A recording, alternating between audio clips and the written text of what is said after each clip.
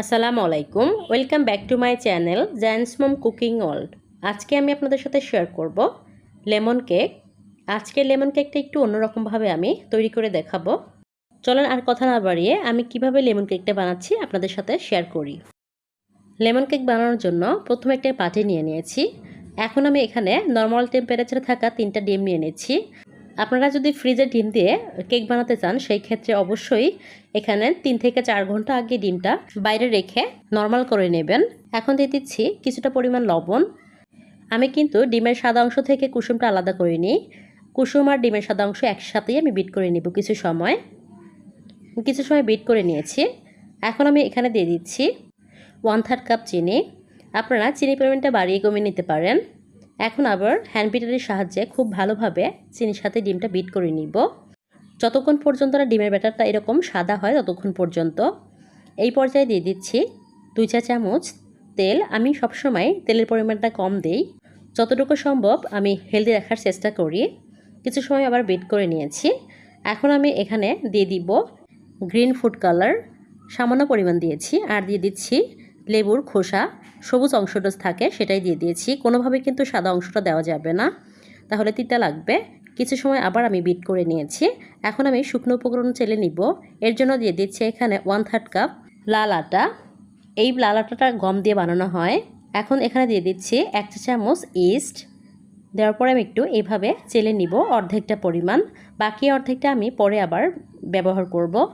এখন একটি স্প্যাচুলার সাহায্যে মিশিয়ে নিব। এই মিশানোর কাজটা কিন্তু একটু আলতোভাবে করতে হবে। আবার বাকি অর্ধেকটা আমি নিয়ে নিচ্ছি। লাল আটার মধ্যে থেকে কিছুটা পরিমাণ এরকম লাঞ্চ বের হয়েছে।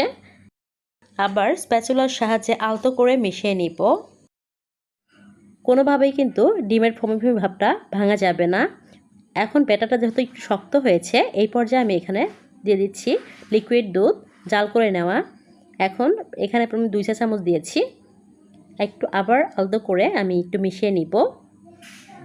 দেখতেই পাচ্ছেন এরকম টেক্সচারটা হবে। এখন একটা সাইডে রেখে আমি একটা মোল্ড নিয়ে নিয়েছি। আজকে আমি মোল্ডের সাইজ নিয়েছি 7 ইঞ্চি। কিছুটা পরিমাণ তেল দিয়ে ব্রাশ করে নিব। এরপর একটা বেকিং পেপার বসিয়ে দিয়ে এর উপরে ব্যাটারটা ঢেলে দিচ্ছি। আপনারা যদি আমার চ্যানেলে নতুন হয়ে থাকেন প্লিজ সাবস্ক্রাইব করবেন। এখন একটু ড্যাব করে নিচ্ছি। চুলাতে আমি 10 মিনিট আগে হাই হিটে আমি পাত্রটা গরম করে নিয়েছি। এখন ঢাকনাটা উঠিয়ে একটা স্ট্যান্ডের উপর মোলটা বসিয়ে দিব। এখন ঢাকনাতে ঢেকে দিব। এরপর কেকটা বেক করব 35 থেকে 40 মিনিট মিডিয়াম টু লো আঁচে। প্রায় 40 মিনিট পর ফিরে এসেছি। ঢাকনাটা উঠিয়ে নিয়েছি। দেখতেই পাচ্ছেন কেকটা কিন্তু আমার পারফেক্টলি হয়ে গিয়েছে। এখন আমি চুলা থেকে নামিয়ে নিব। এই পর্যায়ে আমি একটি বোল নিয়ে নিয়েছি। এখন এখানে দিয়ে দিচ্ছি হুইপ ক্রিম। হুইপ ক্রিমটা আমি ডিপ ফ্রিজ থেকে 2 ঘন্টা আগে বের করে রেখেছিলাম। ঠান্ডা থাকা অবস্থায় এটা বিট করে নিতে হবে। এখন একটি হ্যান্ড ব্লেন্ডারের সাহায্যে আবার আমি হুইপ ক্রিমটা বিট করে নিব। 4 মিনিট বিট করে নিলেই হয়ে যাবে। একটু স্প্যাচুলা দিয়ে সাইডের হুইপ ক্রিমগুলো মাঝখানে এনে আবার একটু বিট করে নিব। এই হুইপ ক্রিমটা কিন্তু ওভার বিট করা যাবে না, তাহলে কিন্তু ডিজাইনটা দেওয়া একটু কষ্ট হবে। এখন আমি কেকটা নিয়ে নিয়েছি। কেকটা আমি ডিমোল্ড করে নিব। এখন উপরে যে বেকিং পেপারটা আছে সেটা তুলে নিচ্ছি। এই পর্যায়ে আমি কেকের উপরে যে একটু উঁচু অংশ হয়েছে এরকম, সেটা একটু কেটে সমান করে নিব। তাহলে কেকটা যখন ডেকোরেশন করব তাহলে সহজ হবে, এবড়োথেবড়ো হওয়ার সম্ভাবনা কম থাকবে। একটু সমান করে নিয়েছি। এখন আমি 2 টুকরো করে নিব। আপনারা চাইলে কেকটা 3 টুকরো করে নিতে পারেন। আমি 2টা স্লাইস করে নিয়েছি। ভেতরটা কতটা সফট হয়েছে দেখে বুঝতে পারছেন। এখন দিয়ে দিচ্ছি সুগার সিরাপ। কেকে আপনারা অবশ্যই সুগার সিরাপ দেবেন, তাহলে কেকটা অনেক বেশি সফট হবে, না হলে কিন্তু শক্ত হয়ে যাবে। এই পর্যায়ে দিয়ে দিব ব্লুবেরির ফিলিংটা।